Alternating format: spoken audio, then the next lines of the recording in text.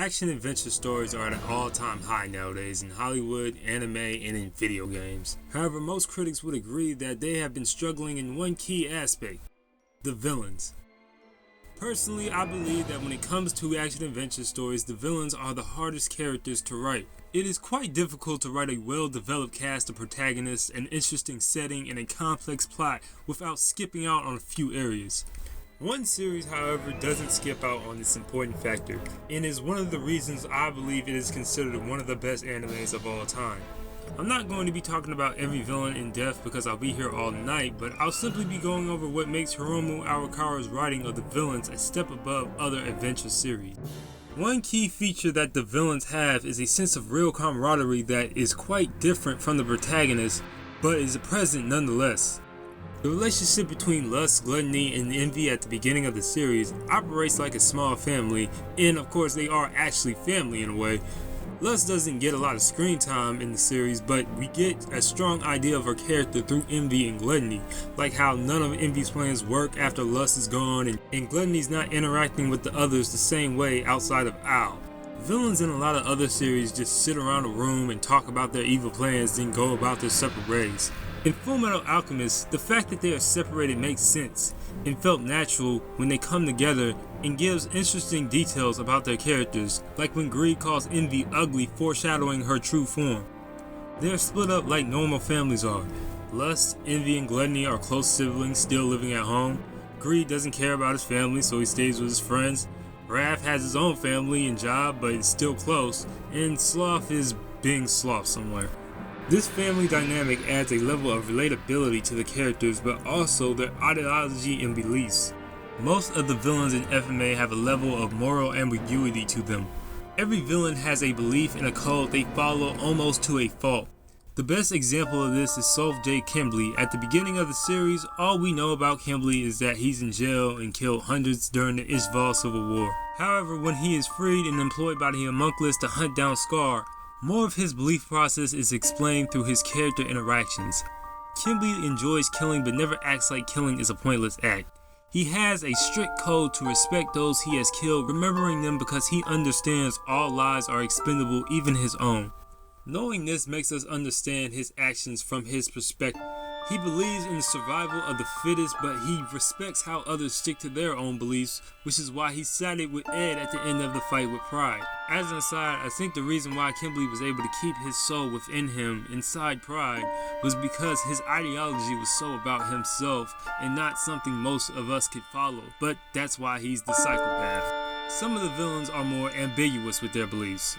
My favorite villain in the series is King Bradley, aka Wrath, aka President Beast, aka Fear Badass, aka okay, you get the point. Unlike Kimbley, he doesn't make his opinion openly apparent. After the reveal that he is one of the homunculus, we get the impression that Bradley was raised and created to do one thing, and he's really good at it. But over time, there are these nuances about his opinion on God, leadership, and always mentions the fact that his wife was someone he chose. Then there's this saying: first Scar gets away from you, then those others make off with gluttony. It's not like you. Yes, you are right about that. And yet you seem happy. Yes, I won't deny it. This has been enjoyable. Bradley never says anything outright, and it's clear that he thinks actions speak louder than words, as he only gives compliments to the humans after they surprise him. Much of Raz's dialogue gives off this feeling that he's waiting or even asking for someone to kill and surpass him. All of these are just interpretations of small moments that Rav has with other characters and might only understand after the end of the series, but more on that later. An overriding point I'm trying to get at is that the homunculus are some of the most human characters in the show. The main problem with the homunculus is that they can't admit their faults, whereas humans can overcome them. No character shows that more than Envy. She is the weakest of all the homunculus, only beats Ed because she got lucky, gets beaten every other encounter, and has a final form that only makes her bigger and use other souls as shields. Yet she still talks like she's strong even as a puny worm. But after her words have failed her, she is told a truth by Ed that she is not willing to admit. Now I see. You're jealous. You're jealous of humans, aren't you? Then she kills herself.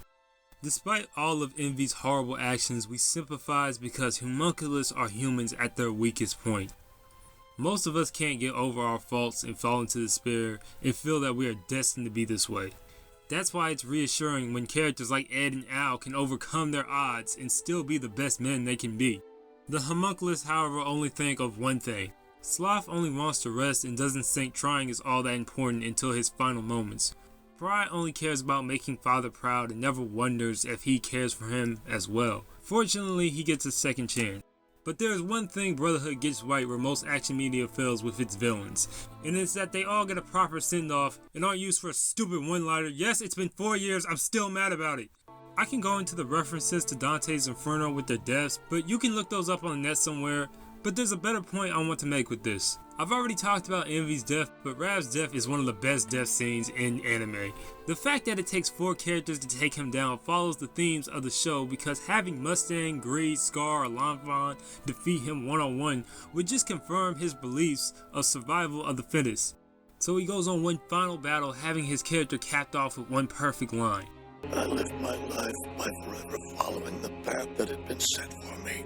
Thanks to the idiosyncrasies of humanity, it was, at least, a life worth living for, and maybe even a life worth dying for. These characters' deaths are treated with just as much respect as main characters because villains are important to the story and the characters around them, and Fullmetal Alchemist Brotherhood does an amazing job with them.